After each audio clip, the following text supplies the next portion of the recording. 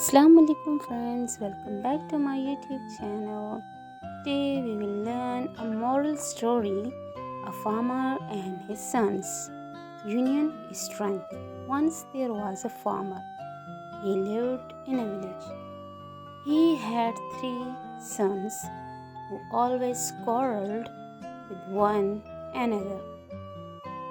The farmer got very sick. He was very upset because of his son's attitude. One day the farmer brought a bundle of sticks. He asked them to break it.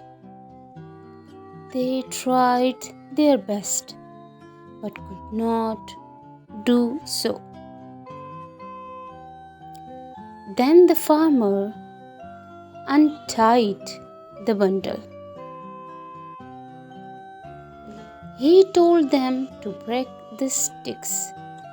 They broke them easily. The farmer said, "United we stand, divided we fall."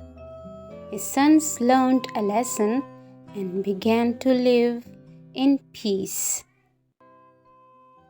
Moral: union is strength. Please subscribe, like, and share. Thank you.